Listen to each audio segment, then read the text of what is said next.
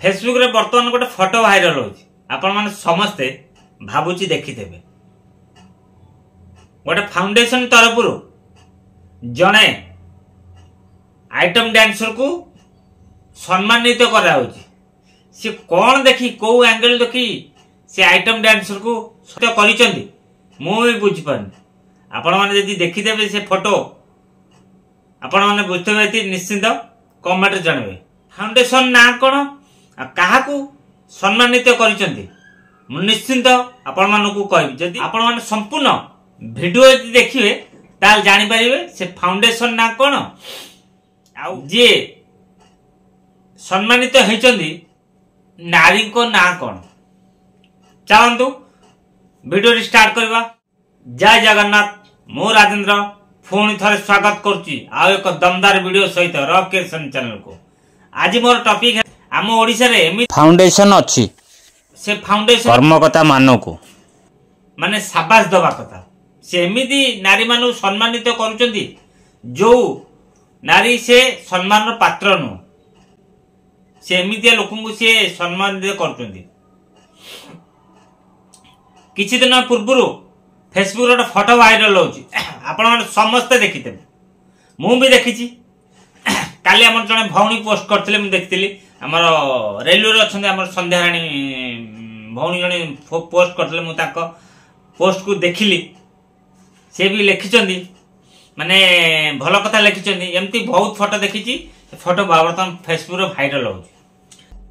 Cultural development foundation तरफरु हमर साहू बाबू जो जानते और भाग्यश्री बर्तमान साहू बाबू जी बर्तमान पूरा अश्लील डांस करची यात्रा पंडाल सही नारी की कल्चरल डेवलपमेंट फाउंडेशन तरफरु साहू बाबू को जो सम्मानित करिसंती। साहू बाबू जो संस्कृति रो कोन विकास कला जे सांस्कृतिक विकास फाउंडेशन तरफरु संबोधित करा गला। जे महिला आम संस्कृति रो आम परंपरा रो स्टेज ऊपर ध्वजा उड़े दउ से भले महिला को डाकी संबोधित करा जाउछ। बारे मानिया पड़ियो तम कर्म भले नारी की संबोधित करे पई केमिति हाथ जाउची मु भी बुझी पारनी। आपण काले बुझी पारथबे सेही साहू बाबू जो को संबोधित करी एमिति किछि बेलज्जा संस्था अछंती परोक्ष भाबे एभली नारी मानकू सेमाने अधिक उत्साहित करूचंती। एभली सब संस्था आम समाज पई निया खुंटा सदृश खूब विषधर। से असभ्य महिला सहित ताकू सम्मानित संबोधित करुवा संस्था विरुद्ध रे समाज सबले आंगुठ उठेबो। संस्था विरुद्ध रे ए सभ्य समाज स्वर उठेबा निहाती आवश्यक। जेउ माने ए वीडियो देखुचंदी निश्चित आपनकर मतामत रखिबे। जो कल्चरल डेवलपमेंट फाउंडेशन तरफरु जो साहू बाबू जी को सम्मानित संबोधित करिसंती से ठीक करचंदी कि भूल करचंदी आपण माने निहाती कमेंट रे जणाबे। जदि वीडियोटी भलो लागिला निश्चित लाइक करिवे कमेंट करिवे आ संगात की मन करी शेयर करिवे। जदि नुवा करी वीडियो देखचंदी मो चैनल को सब्सक्राइब करे केबे भूलियोनी। सब्सक्राइब कले मु जो नुवा नुवा वीडियो पोस्ट करबी आपण निहाती देखिबे। आपण मानकर मतामत अपेक्षा क्या आपण मान गोटा कहिया को भूली जाई। जनवरी 29 30 31 फेब्रुआरी 1 रे ऐतिहासिक त्रिवेणी मेला आरंभ होची बेणीरामपुर। हमर यात्रा रंगमहल भी नाच करियो।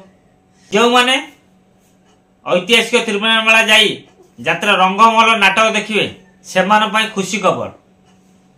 रंगमहल नाटक देखंतु।